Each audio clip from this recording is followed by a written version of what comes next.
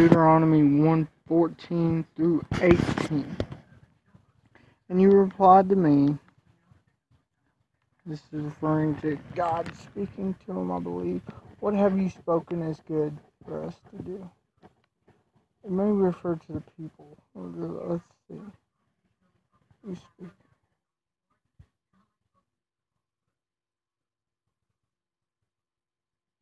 I think it's the people's response to what Moses communicates, God says through him. And so they're good with it. God cares about our opinion and wants us to be online with his plan, but us being online with it doesn't change what his plans are. And we should be in accord with his plans rather than have him in accord with our plans. So I took the chiefs of your tribes, wise and known men. I made them heads over you, captains over thousands, captains over hundreds, captains over fifties, captains over tens, officers among your tribes. Now, unofficially, this was something they probably were already doing. Because wise men share their wisdom. I mean, it's just something done. And it ain't something they boastfully do. It's just, hey, you shouldn't do that. Now, here's what's wrong. It's like teachers teach. Whether they have a class, whether they have the opportunity, they're teaching. Because it's what they're called to do and who they are. Wise men share their wisdom. He's just making it official to the way they should now. These leaders would have already been respected, well-known, people honored. Now they're just officially have power. This is what he's doing. God-given power rather than power of the people. And at the time I ordered judges, hear what is between you brothers, and judge justly between every man and his brother and the foreigner with him. Now, these judges would go on till the king's period of Saul. But they would have their own period where they were seen more as leaders, because during Moses, they really didn't have a dominant role. During Joshua, they didn't have as dominant of a role, but later they would. And their job was to take all the pressure off of Moses.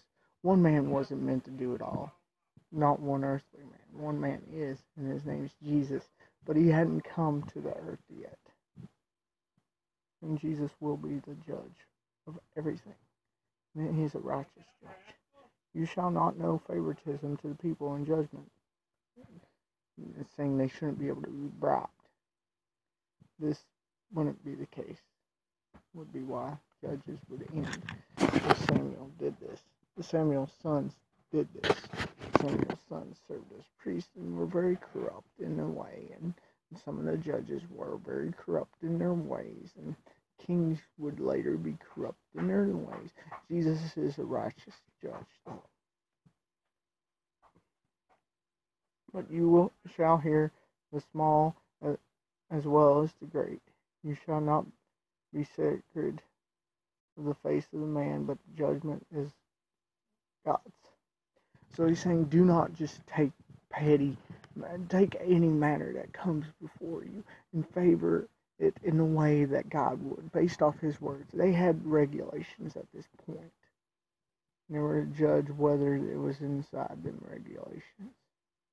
At one point in this nation, I understand the Constitution, interpreting it as how laws were decided. Since then, that's changed. But at this time and in later times, they would add stuff, interpretations of priests, and things that they go by. Hold to the standard of the scriptures, which in its own was corrupting. But doing that was corrupting. But the standard they went by stayed the law.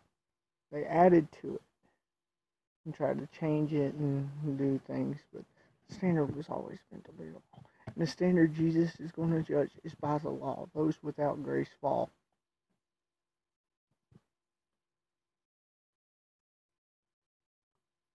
So bring me the case that is too hard for you, and I shall hear it. And at that time I ordered all the things you should do. So So he's saying the only time you need to disturb me is when it's too hard matter for you. Otherwise, stick to the word, do it. God's already given his word, base it off of it. If it's too hard of a matter, come to me and I'll go to him. Type thing. God leaves a lot up to us, but we're to lean on him through it all.